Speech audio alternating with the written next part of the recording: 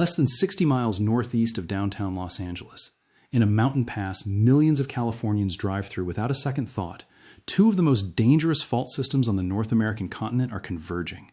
They've been converging for millennia. They've been locked and loading for over 160 years. A study published 3 weeks ago in the Journal of Geophysical Research, Solid Earth, has delivered a finding that earthquake scientists are describing in language they usually reserve for the most significant developments in their field. The stress at this junction has reached the highest level recorded at any point in the past 1,000 years. Not elevated, not above average. Higher than at any moment in a millennium of reconstructed seismic history. And the configuration of that stress across the two converging fault systems, the precise relationship between how loaded each one is relative to the other, is right now approaching the range that the geological record associates with earthquakes that don't stay contained to one fault. Earthquakes that cross the junction.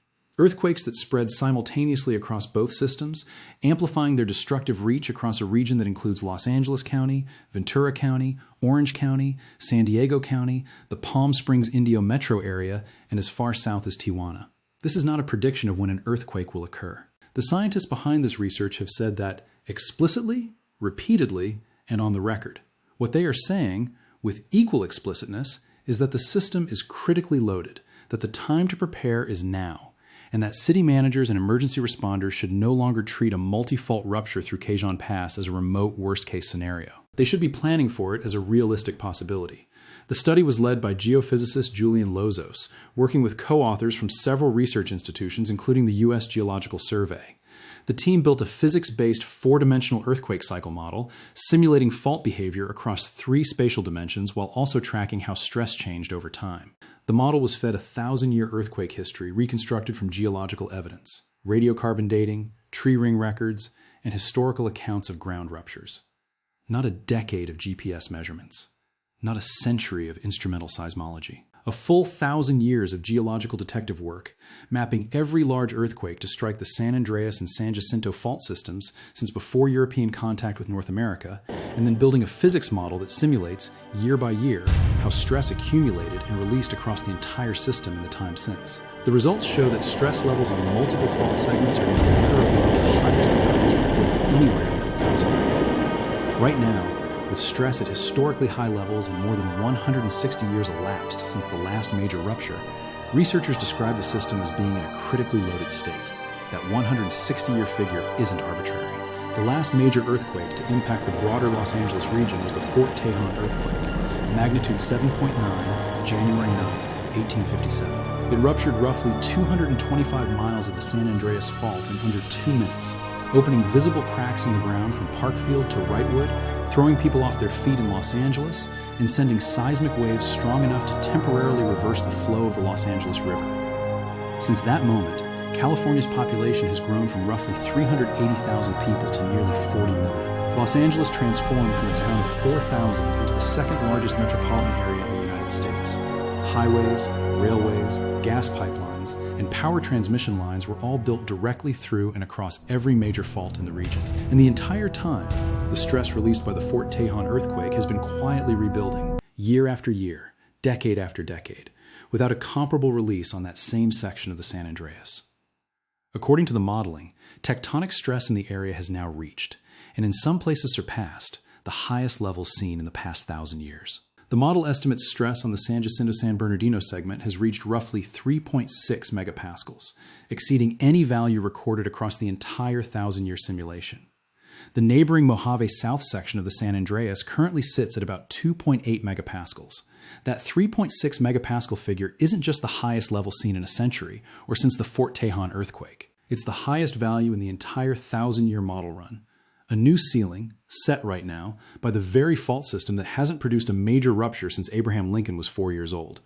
Now, the earthquake gate. This is the concept at the center of the study, and it's genuinely new to the scientific literature. Not just a restatement of known hazard, but a structural insight into how Quezon Pass functions as a mechanical feature of the fault system. Researchers describe the gate concept as capturing something important about how fault junctions actually work. Quezon Pass doesn't simply block or channel earthquakes. It responds to stress conditions, and those conditions shift over centuries. Quezon Pass is where the San Andreas Fault and the San Jacinto Fault converge, squeezed between the San Gabriel Mountains to the west and the San Bernardino Mountains to the east. Through that same narrow corridor runs Interstate 15, one of the primary arteries connecting Los Angeles to Las Vegas and the inland Southwest, plus freight rail lines carrying some of the highest cargo volumes in the country, and energy transmission corridors, natural gas pipelines, and high-voltage power lines, supplying the greater Los Angeles metro area. By any infrastructure measure, it's one of the most critical geographic pinch points in the American West, and it sits directly on the junction between the two most dangerous fault systems in Southern California. The gate concept describes how this junction behaves during large earthquakes, based on what the geological record shows. History offers examples of both outcomes. The Fort Tejon earthquake of 1857 stopped at Cajon Pass and did not rupture the San Jacinto Fault.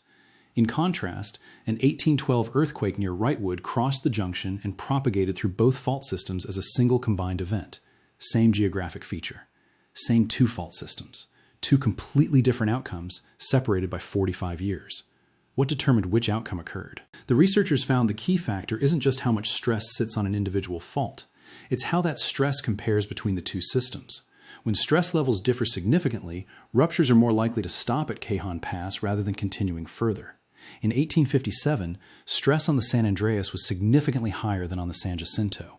The gate closed, and the rupture stopped. In 1812, both systems were under comparable stress. The gate opened, and the rupture crossed. According to the simulation, the San Jacinto-San Bernardino segment stands out with the highest stress load anywhere in the 1,000-year reconstruction, 3.6 megapascals. And researchers say both sections are now experiencing high, relatively similar levels of stress, meaning the fault system is sitting in a configuration that has historically preceded multi-fault ruptures. That's the configuration researchers say we're approaching today. Stress levels on the most heavily loaded segment exceeding anything in the past 1,000 years, and the gap between the two systems narrowing toward the range associated with joint ruptures. So it isn't just that stress is reaching historic highs, it's that the relative balance of stress between the two fault systems is approaching the range associated with major ruptures crossing both faults simultaneously. What would a multi-fault rupture through Cajon Pass actually look like in terms of physical consequences? If a strong earthquake hits either fault zone, researchers say the seismic rupture could cascade into its neighbor through the earthquake gate and spread damage from north of Los Angeles through San Bernardino, Riverside, and the Coachella Valley simultaneously. That's a rupture zone stretching from communities in the upper San Fernando and Antelope Valleys through the San Bernardino metro area, home to nearly 2.5 million people, through Riverside, through Palm Springs and Indio, and into the Coachella Valley's agricultural and resort corridor. Roughly 200 miles of populated landscape experiencing simultaneous strong ground shaking, rather than the more localized impact of a single fault event. The critical infrastructure exposure at Cajon Pass alone is, in the words of the study itself, significant for millions of residents and for major transportation, energy, and commerce corridors across Southern California. Interstate 15 carries roughly 130,000 vehicles a day through the pass.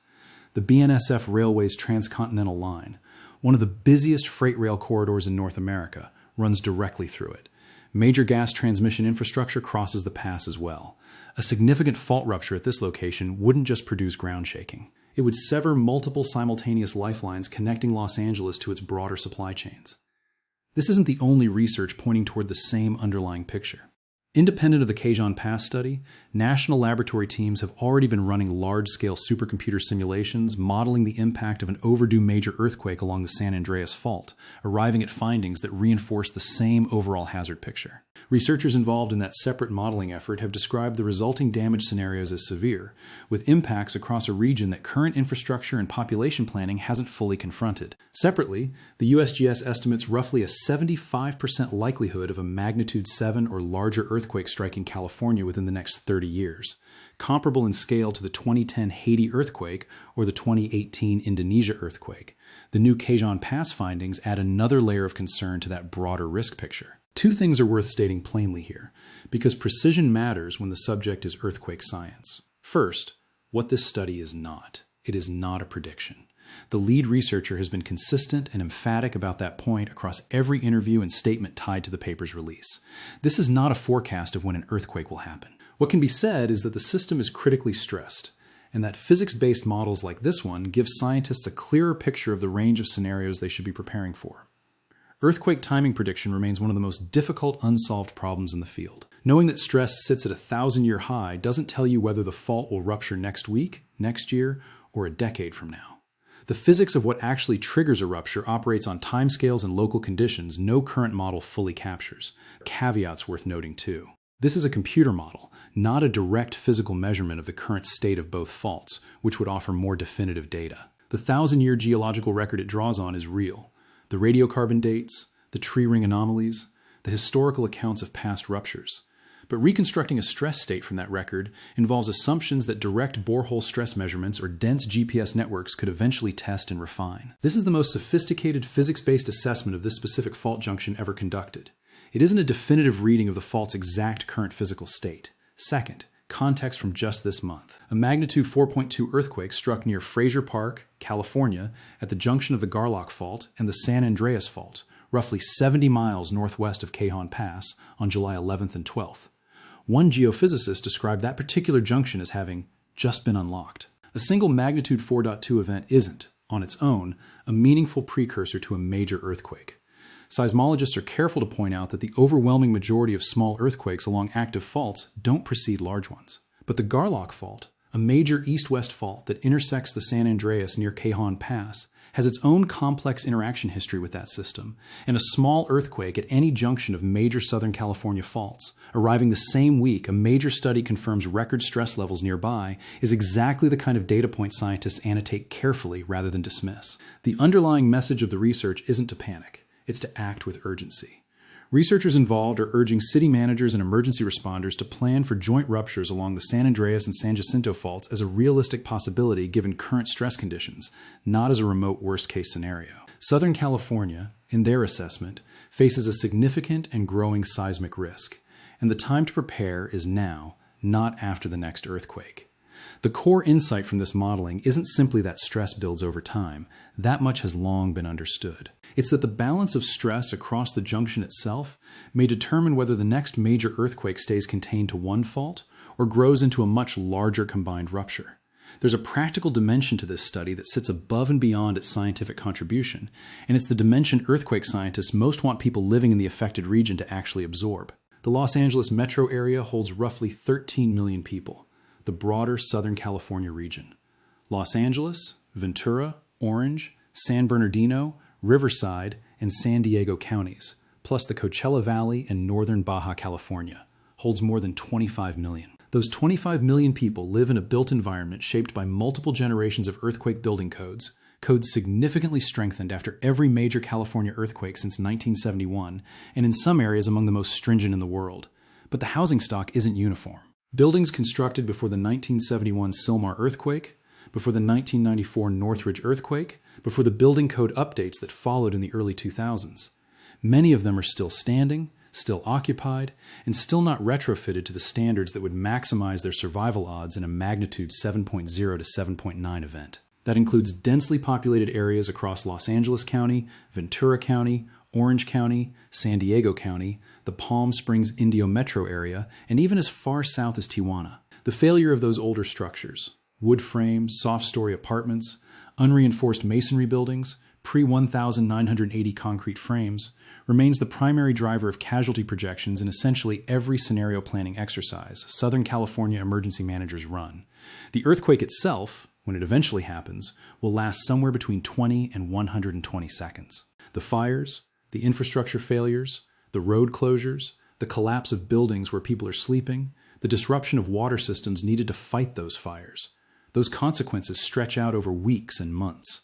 The confirmation that Cajon Pass has reached its highest stress level in 1,000 years is, by the explicit statement of the researchers behind it, not a reason to panic. It's a reason to prepare, to know where your gas shutoff valve is, to have stored water and supplies for at least 7 days, to know the exits in your building and the open spaces near your home, to find out whether your home has been retrofitted, to ask your local government whether buildings in your neighborhood have been assessed, and to push for infrastructure hardening, particularly along I-15 and the Cajon Pass energy corridors. That would determine whether the region recovers in months or in years after an event that researchers describe not as a question of if, but of when. That framing matters, because it reflects how earthquake scientists have come to think about risk communication generally. A single dramatic number, the highest stress in 1,000 years, can easily get flattened into an alarmist headline that implies certainty the science doesn't actually support. But it can just as easily get dismissed entirely if people assume not a prediction means not worth worrying about. The researchers behind this study are trying to hold both truths at once. The stress conditions are genuinely unprecedented in the modeled record, and nobody can tell you whether that translates into an earthquake next month or in 20 years. That's also why so much of the practical guidance coming out of this research focuses on things people and institutions can control right now, rather than trying to guess a timeline. Retrofitting older buildings, hardening the specific infrastructure corridors that cross Kejhan Pass, maintaining household emergency supplies, and keeping evacuation and response plans updated are all actions whose value doesn't depend on knowing exactly when the next major rupture happens. They pay off whether the weight is measured in months or decades.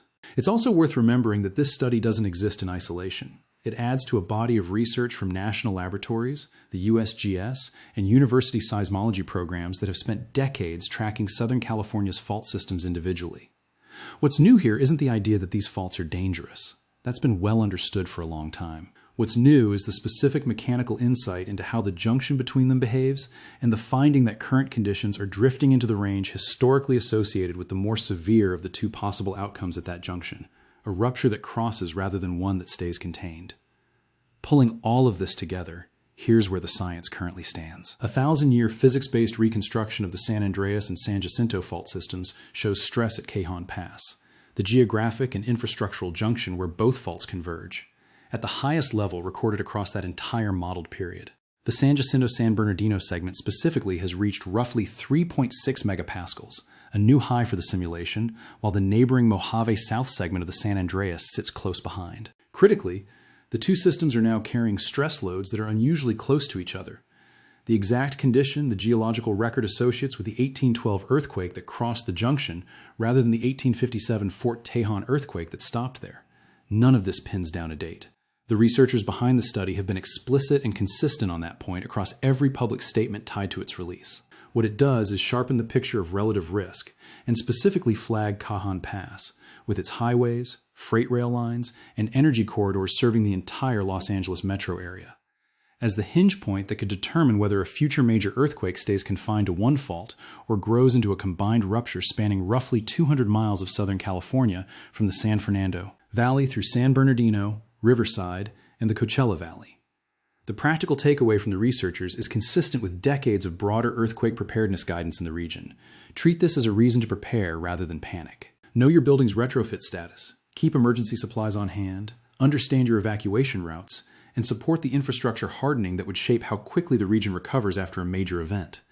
The earthquake gate at Kejhan Pass doesn't come with a posted schedule. What this research shows, with more precision than any previous study of this specific junction, is that the conditions for it to open are closer to being met right now than at any point in the past 1,000 years of reconstructed history, and that the broader scientific effort to understand exactly what that means, including additional supercomputer modeling still due for public release, is very much ongoing.